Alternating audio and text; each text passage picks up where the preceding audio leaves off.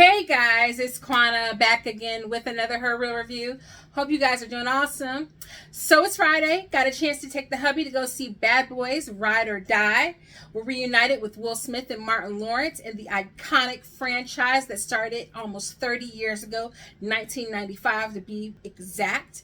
I remember seeing the very first film in theaters with my mom and dad, and now as an adult, I'm still seeing it, still enjoying it. Martin Lawrence and Will Smith, when they get together, there's just instant chemistry, and I think that does translate well in this movie. So I want to tell you a little bit about it, whether you should spend your hard-earned coin to go see it this weekend. It is one of the first major blockbusters of the summer, Furiosa withstanding, and I'm going to tell you why you might want to check it out.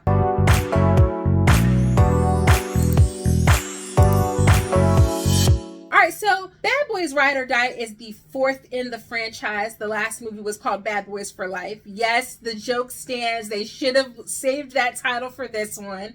I don't know that they knew if they were going to come back for a fourth installment, but here we are with the fourth installment. I didn't get a chance to review the last one because I didn't get the chance to see it in theaters. I saw it when it hit streaming much later, and so I did not review it. So I'm going to talk a little bit about the third one. So spoilers for Bad Boys for Life, but I'm going to try to keep this one fairly spoiler free. Spoiler free. If you saw Bad Boys for Life, which was the third movie in this installment, you see the detectives Mike and Marcus once again together. Marcus is enduring change in his own personal life with the birth of his first grandchild. Mike is still being Playboy Mike, but things are a little different because he learns that he has a son to the widow of a notorious drug lord. And that causes, as you can imagine, a bit of hijinks and a bit of drama for his life. And in this installment, there's more change on the horizon. His son is in prison because he killed Captain Howard in the last movie. Spoilers if you didn't know that Captain Howard was R.I.P. And in this one, Mike is settled down. He's found him a good woman and he's decided to tie the knot. Marcus has his own major health situation going on, and just as life should be settling down for these two men who are in their 50s, things get even squirrelier when Captain Howard's legacy is besmirched, and they have to do what they can to put it to rest and to avenge this man's legacy and also their own. A couple of great things about the movie. The action sequences were solid. I saw this really great behind the scenes of Will Smith shooting some of the POV shots. Amazing, phenomenal. This man at 55 years old, it's still a beast when it comes to action movies. The chemistry with him and Martin is still just as solid as ever, and Martin is just as funny as ever. I would say that about 80% to 85% of the jokes land very well. I'm not going to hide from the fact that Martin, as he has gotten over, has had some health complications, and I think you can really see it reflected in the speech and delivery of the lines. Bad Boys was always one of those action franchises that was very dialogue heavy because you have these two actors with comedic backgrounds, so there's a lot of jokes, a lot of slapstick. It definitely isn't like some of the other action movies where it's very dialogue light. No, it's very dialogue heavy. And this film is also very dialogue heavy, but you definitely can tell in Martin's speech inflections that he's slowed down a little bit in some instances, and it causes a little bit of awkwardness in the first 15 minutes until they settle into a better and more normal and more natural sounding flow. I think this also can be attributed to the editing that was just a little wonky in the first 15 minutes, but at about the 30-minute mark, it finds its groove, and I don't think it was as problematic going into the end of the movie. There's some returning characters as well. You got the return of Gabriella from High School Musical and Kato from The Hunger Games. That's right, Vanessa Hudgens and Alex Ludwig are back again. Notably absent from this one, if you saw the third movie, was Charles Melton. I don't know exactly if they've disclosed why he didn't come back for this fourth movie. I, for one, was disappointed, but he did get a lot of buzz in his recent release, May, December. And so he might have left to take on some more headlining roles. And if that's the case, then definitely more props to him. The actor who plays Will Smith's son in the movie, he returns as well. You got Eric Dane in this, and I don't know what is it about Eric Dane since playing McSteamy, but he loves to play a bad boy, and I'm just ready for good old McSteamy to come back on our screens again. And you've got a lot of cameos in this movie as well. John Sally returns. One person who did not return along with Charles Melton was Teresa Randall. She did not return in the role of Marcus's wife. Instead, she was recast with Tasha Smith. Her role's not that big anyway, so it wasn't hugely problematic, but Tasha Smith's vocal delivery and dialogue delivery has always been a little awkward to me. It never really felt completely natural. I think it works well when she's in like Tyler Perry movies, but when you have to have a more natural pace, it seems a little awkward, and it was very noticeable in this movie. She didn't have a lot of lines, and it just felt very forced, so I didn't love the casting of her as the wife. But that being said, I don't know if people will notice if Teresa Randall was just such a standout, actress in the movie that they wanted to see her again. I'm a Teresa Randall fan ever since the 5 Heartbeats, so you may notice that she is absent in this movie. And those are really the only spoilers for the movie. The directors of Bad Boys Ride or Die are Adil and Bilal. They came back from the third movie, and it was good to see them return. I think it really did help with the continuity in this movie. Also kind of a redemption for them, because their last major movie was the Batgirl movie that got canned by Warner Brothers. So it was good to see this one not only seemingly be a big movie for them, but also to hit the big screens and not go straight to streaming. And I think I'm actually glad that this movie was in the theaters, because I really enjoyed seeing those sequences.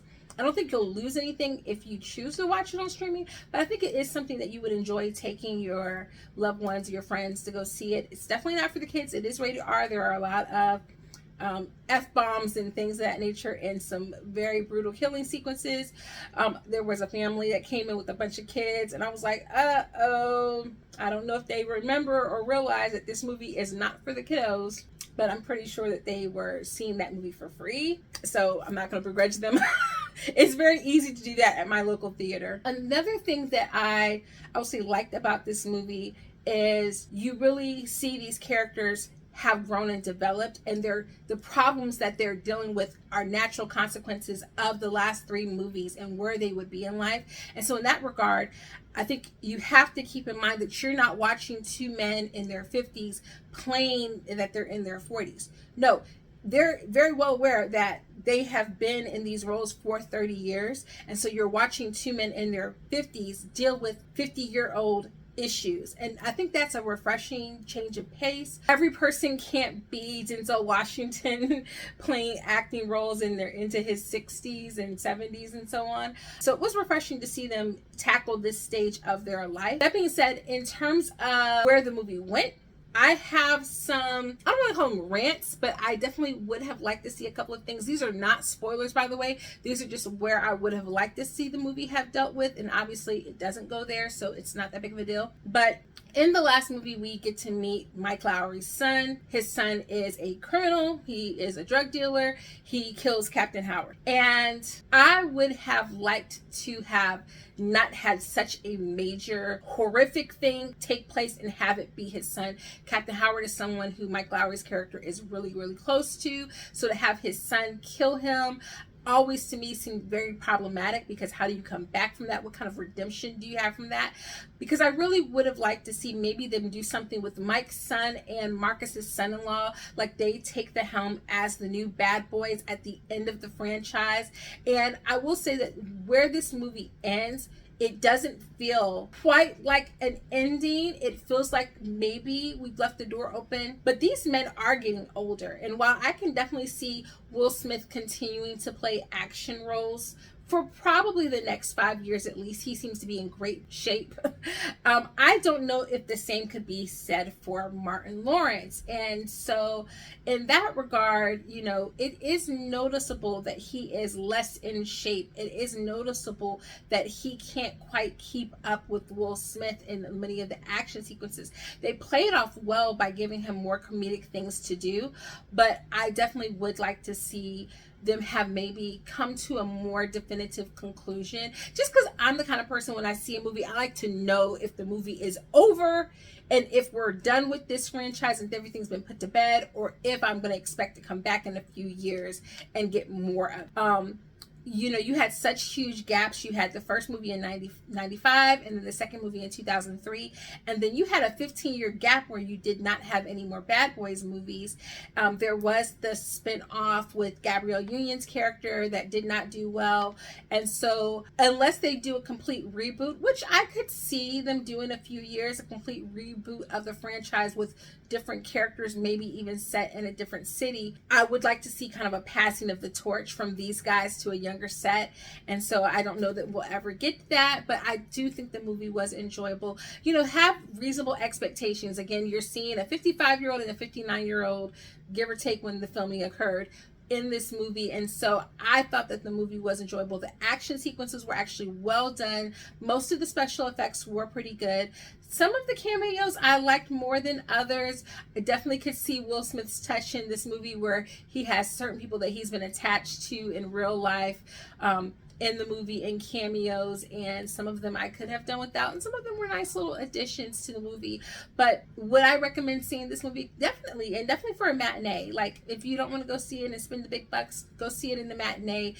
See it this weekend. Right now, I think it's trending to do pretty well. It was filmed at a budget of about $100 million. I definitely think they could make this up, and I actually would like to see them make it up, not just because I'm a fan of Will Smith. Say what you want about the slap, I don't really care that much about it. I think he's done his penance. It was a slap. He's done his penance. Let's move on. That was a couple of years ago. Let's move on. And aside from that, box offices have been doing abysmally, and I feel like this is the first test for where we are with the state of the theater, and we need blockbusters to keep the theater going so that we can continue to have independent movies make it out. So let me know if you check it out. Let me know if you've already seen it. Let me know if you're not going to see it because post-slap you're still not on board with Will, or if you rock with Will. Let me know in the comments, and I'll see you guys in the next video. Toodles!